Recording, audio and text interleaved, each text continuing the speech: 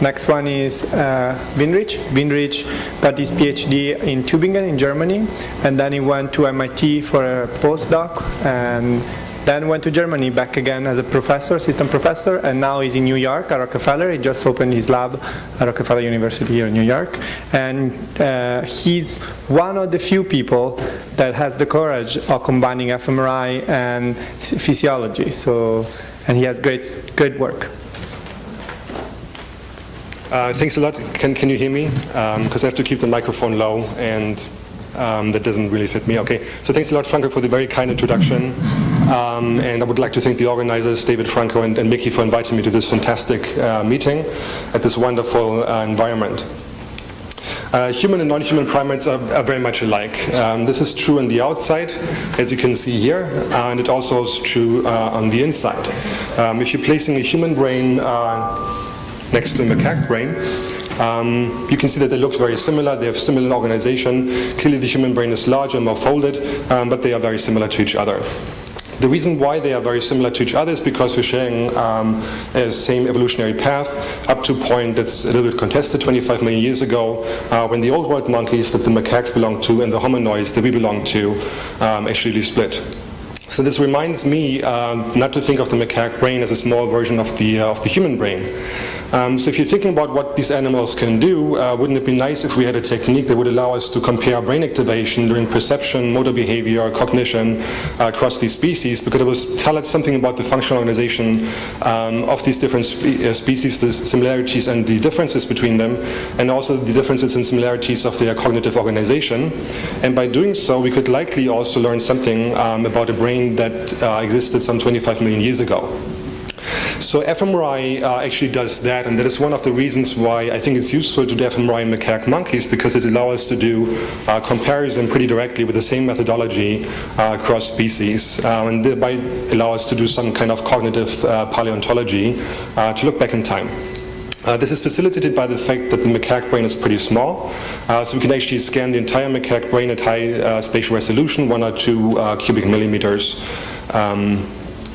For example, the other advantage of doing fMRI in macaque monkeys is that we can integrate fMRI with other techniques, like contrast agents to increasing the to-noise ratio, electrophysiological recordings, electrical microstimulation, other techniques like drug infusion or optogenetics. So in my talk I would like to highlight the first use, methodology for comparison across species, the integration of electrophysiological recordings with fMRI, and the integration with electrical stimulation. And maybe at the most basic level also highlight that I think that fMRI really led to a transformation of cognitive science when it was applied to the human brain, allowing cognitive scientists to actually study the brain in the first place. And I think there is some use of using fMRI in the macaque monkey, even though it's been extensively studied with other techniques in the past. So we could use this technique to our advantage to learn more about the macaque brain in itself. And I would like to illustrate this with 2 applications. So 2 lines of research in my lab are related to face recognition, object recognition in general, and attention. So we are very good in recognizing faces. So in this array, for example, most of you are likely going to very quickly pick out the face, but it would be a little harder for you to do this for any other object here. This is just one illustration of how well adapted we are to recognizing faces. So the question arises, what is the newer basis of face recognition? And really the first work was done by Charles Gross, who was the first to record in a part of the brain using extracellular recordings, as you've seen before, in inferior temporal cortex, a region of the brain that lesion studies before had shown would impair object recognition abilities. And he would find cells like this one here that respond more strongly to the face of a monkey, when presented here, than to a hand or other control stimuli. Subsequently, many labs have recorded from the inferior temporal cortex and found face-selective cells in this region. The view that emerged was pretty much one of distributed representation, because we found face-selective cells apparently pretty much anywhere in inferior temporal cortex. Now, with the advent of fMRI, Nancy Kammerscher was using this technique in a human scanner, and the result that she and others got later on were that basically there are several and few face-selective regions in the temporal lobe of humans. So she found the fusiform face area, which is shown here. Subsequently, 2, 3 more areas have been found in the human brain.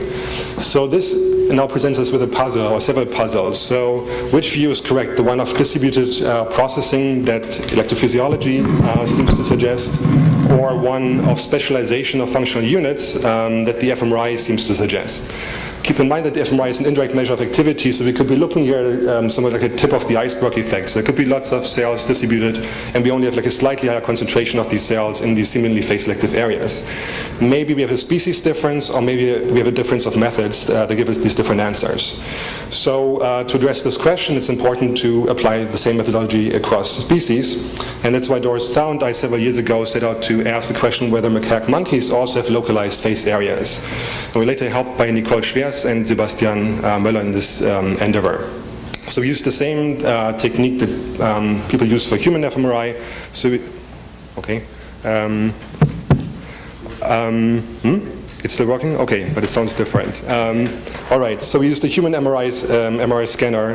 This is our monkey chairs, the monkey sitting in a crouch position, and then we're presenting stimuli to the monkey, just as to human subjects, doing blocks of trials, faces, other non-face objects doing other blocks of trials. And then we just contrast activity through these blocks. And this is the pattern of activity that we got very consistently across different macaque monkeys. This is an inflated view of the macaque brain. So the back is here, the front is here. And we find one posterior face patch that's responding more to human or monkey faces than to other control objects, 2 middle face patches, and 3 anterior face patches. So just to quickly illustrate this on coronal slices for 4 macaque monkeys from posterior here to anterior, you can see these are disjunct and at roughly corresponding positions from one animal to the other. Here are some time courses from one animal. The green periods are when faces were presented, the orange ones are when non-face objects are presented, and you can see there are bigger responses and sometimes only responses during presentation of faces in all these 6 phase-selective areas. So using Fmri in macaque monkeys, we found that macaque monkeys, like humans, have multiple discrete phase-selective areas in the temporal lobe that can be identified with this methodology. So the next question that arises is how are these 6 phase patches connected, or are they connected to each other at all? The distance between the most posterior and the most anterior phase patch is 25 millimeters, which is about 1/3 of the size of the macaque brain, so they're pretty far apart from each other. Also, they're living in different cytoarchitectonic territory, so one could assume that maybe they're mostly locally connected, but we could also assume that they are forming specific connections to each other to form an integrated phase processing network, because after all these nodes seem to be specialized on faces, so they should have lots to talk to each other too. So we address this with integration of Fmri with electrical microstimulation, and this is the idea for this technique. So you're doing an Fmri experiment. First, identify a spot that you like, and you would like to know what the spot is connected to. And you would advance a microstimulation electrode to the spot, and by passing current you would activate the cells, which in turn would do some magic to the vasculature that we heard about earlier today, and lead to some bold response in this region. But if these cells are selectively and strongly enough connected to drive also downstream neurons, you may also find patchy activation at the distant site, indicating that the site that is stimulated has strong projections to these regions. So when we did this experiment, it's pretty straightforward. You just have blocks of alternating periods with microstimulation, without microstimulation. This can be in the dark, but in any case without any visual stimulus. And when I say we, it was actually Sebastian who did all these experiments. So here it's a flat map of a macaque brain. Shown here are the phase-selective regions, and for this part I'm going to mark them by green outlines. So we first targeted one of the phase patches, the largest one, MFPL. These are the electrodes descending into ML here, and with the microstimulation electrode we can also record neural activity. So when we go to the target region, we can confirm that we get phase-selective activity, so we get responses here to faces and much weaker responses compared to baseline to the non-phase objects.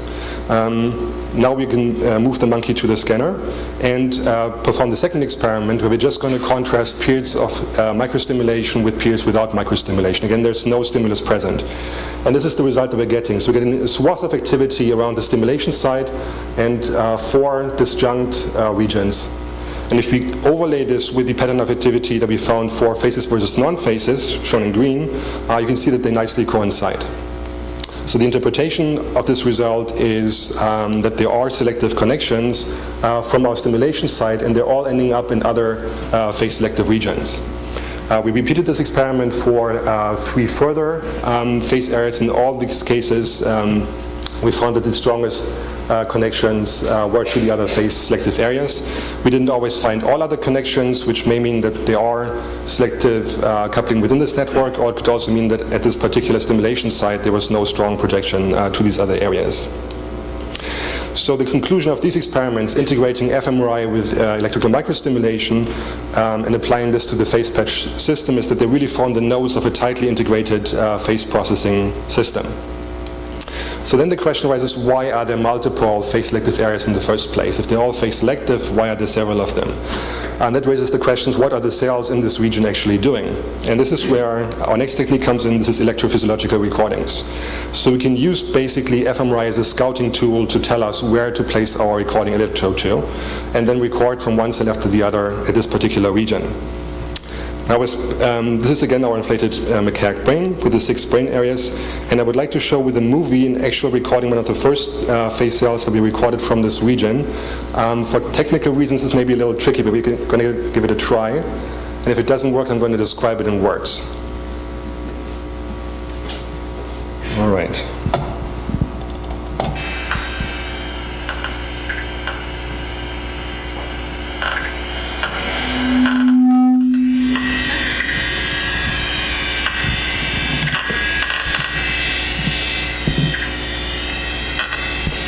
So I hope you can hear it. I don't know if you can hear it in the back, but you may be getting it every time there's a phase shown, there's a response of the cell. Sometimes there are weaker responses of the cell also to non-phase stimuli, but they're never as strong as to the phase. So here's a recording, and I will need the microphone for this as well, from another phase area, AL, with a typical cell in this region.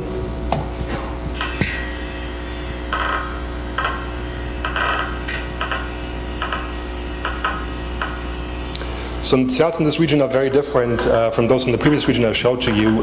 They are all very sensitive to head orientation. This particular neuron prefers profile views, and also very typically for the population of cells in this region, it's mirror symmetric. So it likes both left profile and right profile.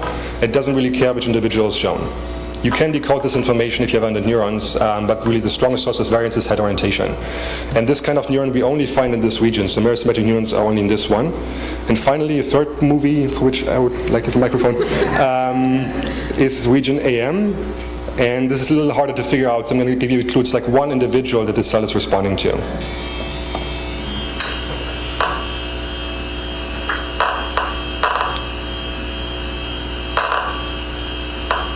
So it's this blonde boy, when his face comes up, there's always a response.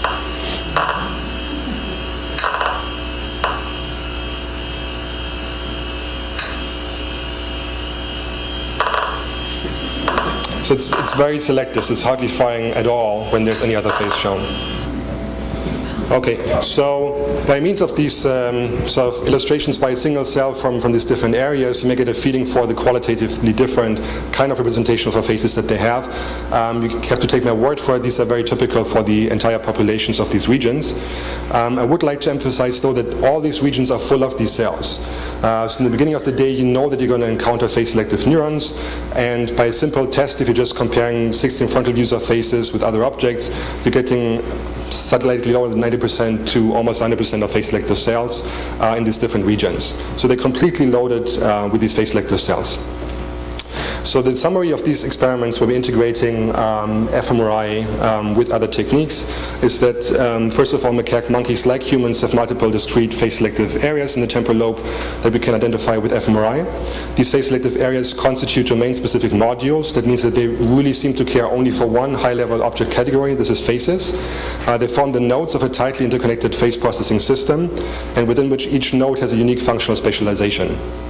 Maybe more general conclusion that can be drawn is that we can use Fmri as a scouting tool to find regions of interest in the brain that we can then target for further investigations. Combined with electrophysiological recordings, we can determine their functional specialization. And maybe I should say the advantage of using electrophysiology for this is that the characterization of the functional properties is much, much finer than you could achieve with Fmri alone. And by combining it with electrical stimulation, we can find networks in the brain, and importantly, functionally specified networks in the brain. So in the second part of my talk, I would like to illustrate the use of fMRI in macaque monkeys for cognitive neuroscience. And I'm going to use the example of attention. And I think this quote from William James has never been more true than for this audience after several talks on attention before, that you all know now what attention is. When I say we, Heiko Stemmann and I did those experiments that are following. So we're interested in spatial attention, and the task is in some way similar to the one that John showed to you earlier, but it differs in several ways. So in the beginning there's a fixation spot appearing in 8 saccade targets, which will become important later in the task. Then there's a cue, which is a small bar to the right or to the left. Could also be a color cue that's telling the monkey pay attention left or right. There are 2 random dot surfaces, which may be a little hard to see in the back, but here they're blown up, which are changing their motion direction every 60 milliseconds. And in some point in time that can't be predicted, these surfaces stop changing their motion direction and move in one direction, and for 600 milliseconds, and then they go over again to these fast transitions of 60 millisecond motion changes. The task of the subject here is to respond when this prolonged motion event is happening on the target surface on the right hand side here, and then make a saccade in the direction indicated by this motion. So the reason we designed the task this way was for reasons that are going to become apparent a few slides later, that we want to have these rapid transitions of different motion directions because it allows us to characterize direction selectivity in neurons. Second, it's enforcing endogenous attention to be paid over long periods of time, and because it's a lack of a change that has to be detected, it's a little harder to do than if you have to detect the change on the background of no changes. And finally, we are having the animal pay attention and discriminate a stimulus that is actually represented in the areas we want to study. So we used fMRI, and we're just comparing here activation when the monkey is paying attention to the left-hand side versus attention to the right-hand side. We found a number of areas that are modulated that you can see in the inflated brain and here in the flat map. We can quantify this after retinotopic mapping that you heard about earlier today. We can identify cortical areas. And then what is shown here is the activation when the monkey is paying attention to the contralateral side versus when he's paying attention to the ipsilateral side for a number of cortical areas in the macaque monkey. So we found early retinotopic areas to be modulated by attention. This has been found now very consistently also in human studies. We found several, but not all, motion selective areas to be modulated by attention, which makes sense because the monkey has to perform a motion discrimination task. We also found areas that are thought to be involved in attentional control, especially LIP and frontal eye fields, so parietal and infrontal areas. And we also found one area that actually we didn't know very much about because there's not much known about this area to start with, and that's an area called PITD. So chances are you never heard of this area. What it means is posterior inferior temporal dorsal. So it's part of the inferior temporal cortex, the posterior part, dorsal portion. So question mark because it's entirely unclear like why this area would be involved in this task. So it could be involved because it's doing something similar to other sensory areas, like it could contain motion or direction selective neurons and help in the representation of the stimulus, or it could be involved maybe more for control purposes, like LIP and frontal eye field. So we did a quick test on motion selectivity using fMRI. We had like a whole field stimulus that was moving or static, and in MT we get a big difference for moving versus static. In PITD we get a small difference that was not significant. So it doesn't seem that this area is terribly motion selective, but to really know this we have to go and record from this area. However, if the area is not really motion selective, and if it should be involved more in control functions, there are several criteria you can come up with that are relevant for identifying an area that is involved in attentional control. So it has been proposed that neurons in these areas should encode visual information in a featureless manner, rather than being direction selective, color selective. They would not be selective to these features, they would just respond to these stimuli.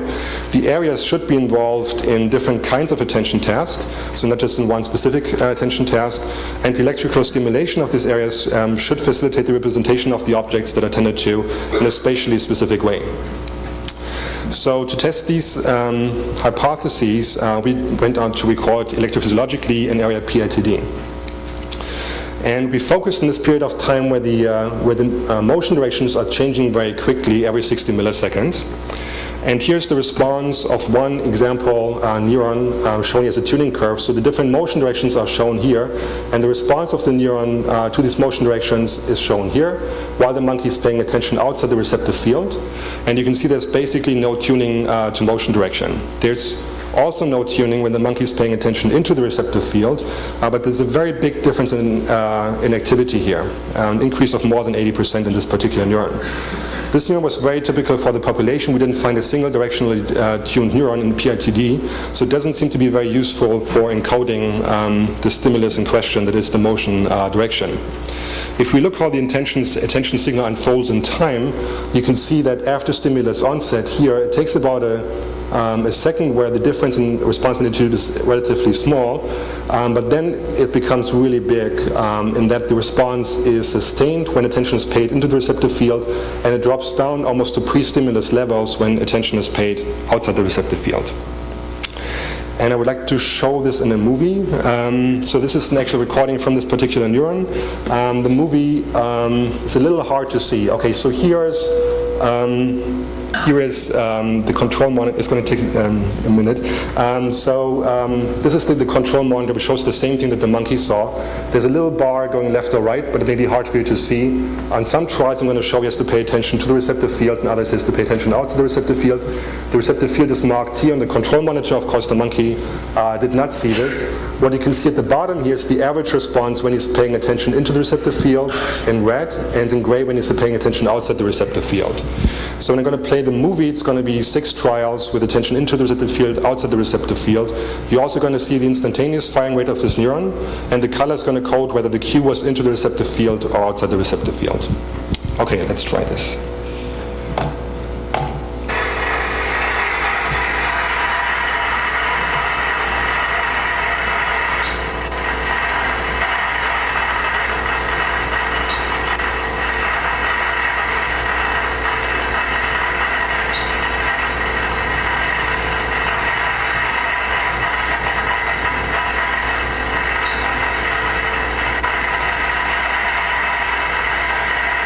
So you can basically close your eyes and tell which way the monkey is paying attention to, left or right. And that's on the basis of a single neuron or multi-unit activity. In fact, you can even predict an error. So here's one example. So the monkey was supposed to pay attention outside the receptive field, but the firing rate is as high as if he was paying attention into the receptive field, and sure enough, he didn't solve the task correctly. Okay, thanks. This is the result of a population of 56 neurons we recorded, and you can see the same thing. So it's a huge attention difference after about a second, where without attention the activity is down to pre-stimulus levels, and it's very high when the monkey is paying attention into the receptive field. So I said that if this area was involved more in attentional control, or like more generally involved in attention, it should also be involved in other tasks. And so we designed a variant of this task. It's a color discrimination task. It works pretty much the same way, only that motion direction is replaced by color.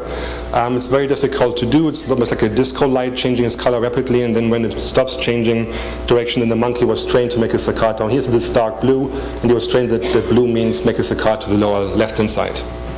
So here's one example neuron. It's also not in any obvious way tuned to hue. This is the response without attention in the receptive field. This is the response with attention in the receptive field, and you can see a big attention difference in this particular neuron here. This is the same neuron in the motion discrimination task, and again you can see it's not tuned, but there's a big attention effect. Temporal development over time is very similar in these two conditions as it is in the population of the 56 neurons. Again, this is color discrimination here on the left, motion discrimination here on the right.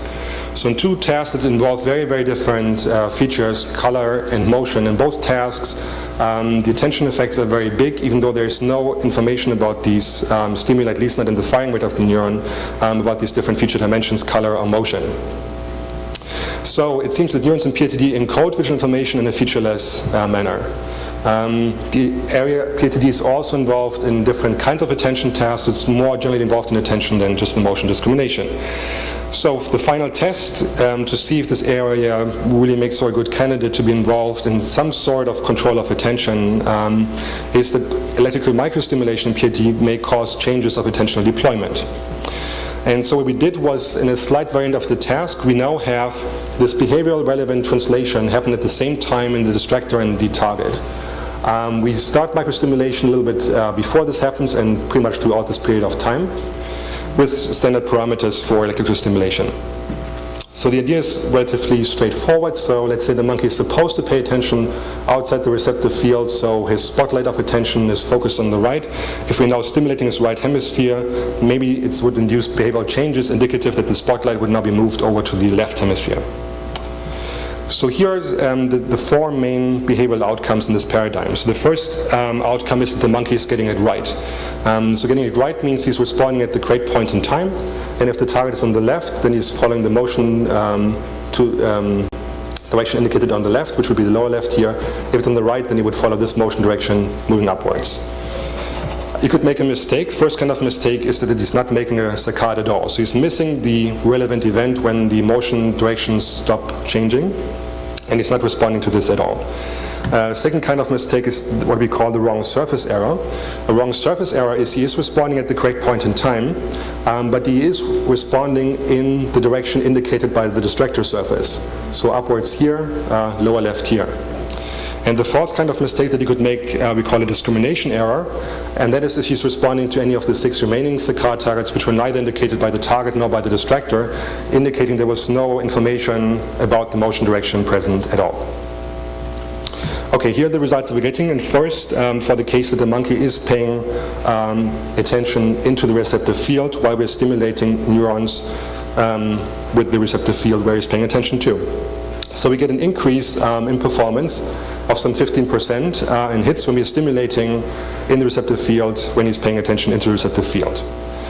This goes selectively by a reduction of no saccade errors. So basically by microstimulating PITD, we're helping the monkey to respond at the correct point in time.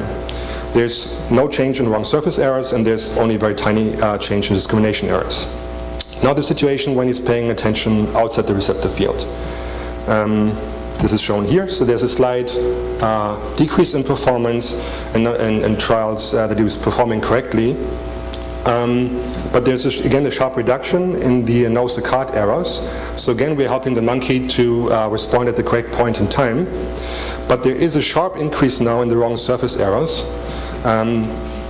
So where he's responding at the correct time, but to the wrong surface, while there's no change in discrimination errors. So they stay low. And this increase in surface errors goes from 2% to 17%. So the main change while the monkey is paying attention or is cued to pay attention outside the receptive field with microstimulation of cells in the receptive field is a selective increase of these wrong surface errors, and not a selective increase in the wrong in the discrimination errors. So what this is indicating is that what microstimulation and PITD is doing is changing the locus from which the visual information is selected, and that's exactly the definition of selective attention. It's as if the focus of attention was shifted over to the other side. Even though our stimulation is completely artificial, we're not interfering with motion processing per se. There's no increase in wrong discrimination errors. He can discriminate correctly, but he's discriminating now at the wrong space and time. So this is to indicate two things. First of all, we can only influence one area PITD at a time. We can only influence it by upregulating activity. And this is like one of the uses, I think, of optogenetic techniques that Carl is going to talk about. That would be possible to influence activity in both directions and possibly simultaneously, which would give us even better control. Second, also reminder, this activation pattern, even though the standard pattern of activation is 200 Hertz, is completely unnatural, but still you can do something that apparently feels pretty natural to the animal. So what is happening in this condition? I'm indicating this here again, the population response in the motion discrimination task. You can think of it as the activity in one hemisphere or the activity on the other hemisphere as you're paying attention away from the receptive field of these cells or into the receptive field of these cells. So if you're microstimulating during this early period of time, you would think while the monkey is supposed to pay attention outside the receptive field, you would increase the activity here and maybe shift it over this level here. So if this is the effect of microstimulation, you would expect that this effect of microstimulation would be much more powerful in the beginning of the trial than it is at the end. And that's actually the case. So if we are microstimulating in the beginning of the trial, we can cause wrong surface errors in 1/3 of the trials. And it's sometimes like 5, 6, 7 times repeats that the monkey is making the same mistake over and over again when you're microstimulating at this point in time, and only 4% at the end of the trial, when likely the activity difference between the two areas PATD is already too big for us to influence by increasing it on one side only and not decreasing on the other side to have a behavioral effect. So to summarize this part, conclusions on PITD, neurons in PITD encode visual information in a featureless manner. We've also looked at shape selectivity, of which we didn't find anything. PITD is heavily modulated by attention, different kinds of attention tasks. I've shown 2 to you, motion discrimination, color discrimination, and electrical stimulation of PITD is causing changes of spatial attention that are most parsimoniously explained by a change in the spotlight of attention or the region from which visual information is selected.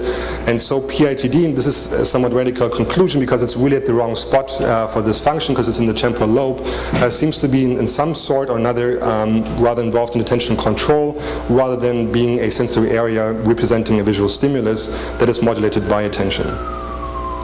So the general implications for the purpose of the Neurotechniques symposium, I think, are as follows. So we can use Fmri for cross-species comparisons, functional brain organization in macaque monkeys and humans, which are illustrated by the case of face-selective regions. Fmri macaque monkeys also allows us to discover new areas for perception and cognition, like these face-selective regions in macaque were not known before. Area at PITD we would never have guessed would be involved in the motion discrimination task. And finally, integration of Fmri with other techniques, in particular electrophysiological recordings and electrical microstimulation, allows to identify cortical networks and characterize the functional properties of the network nodes. Okay, thanks for your attention.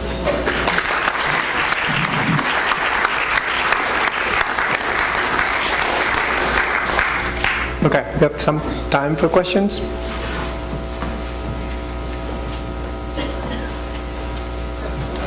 Please speak loud. Yes. You know, if this area of PITD is specifically involved with attention, attention is, I guess, we think of it as different than, for instance, motion discrimination. And it influences other visual areas in a way that we would guess would be different than motion discrimination, color discrimination. So I wonder if you knew anything about the connectivity of the PITD that was unusual, either in terms of gross anatomy or in terms of the way that it connects to the local anatomy. Yeah. So Mickey was actually showing a picture earlier with the discovery of LIP. So LIP has projections in this region, but if you don't know in a particular animal exactly where this attention modulated part of PITD is, you don't know exactly if this projection is precise enough. So we haven't done the obvious experiment that we did in the phase processing system, that's microstimulation in PITD, LIP frontal eye fields, in these particular 2 monkeys. We have done some microstimulation in LIP in a naive monkey, and there is activation in the part of PITD that looks very similar to ours. So I can't really say for these 2 monkeys, but I think there's a possibility. Maybe some of you are aware that there's a discussion in the human literature about like 2 attentional pathways, like a dorsal one and a ventral one. And for some time I thought that maybe PITD would be like a monkey part of a ventral attention network. If you go through the functional properties that I discussed, they're really not what the ventral network hypothesis would predict, because it's so strongly involved in endogenous attention, not in like in external capture of salient, behaviorally relevant salient external events. Also, the activation and suppression structure doesn't really fit.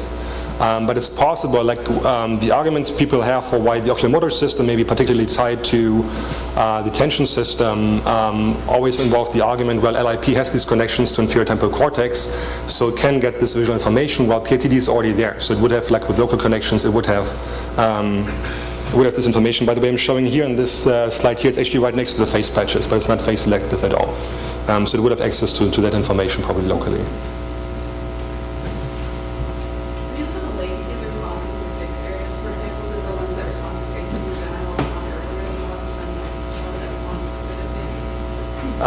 Yeah, so there's a latency difference between these components, but by and large they're overlapping. So if you look at the distributions of cells, AM can start firing before the later cells in the middle phase patches start. Yeah, but there's several arguments like this that lead to the idea that there's a hierarchy of processing, and one of this is the spatial location, and one is the latency information. Others have to do with the selectivity of the cells in these regions.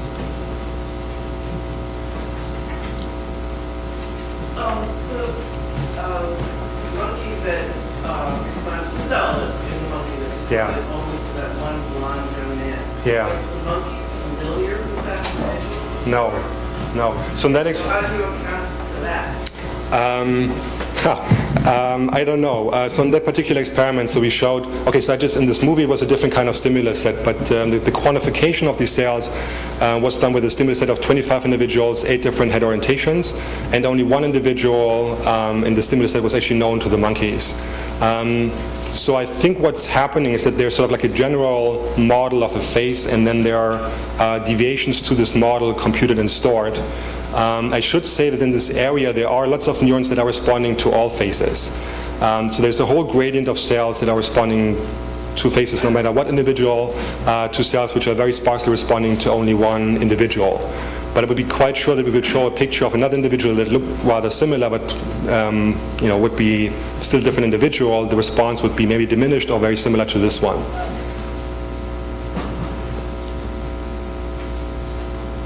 One extra question and then we're done. Do you have a sense of whether in the high level that like do identities, whether it's responding to the whole face or parts of the face, like you have your face back?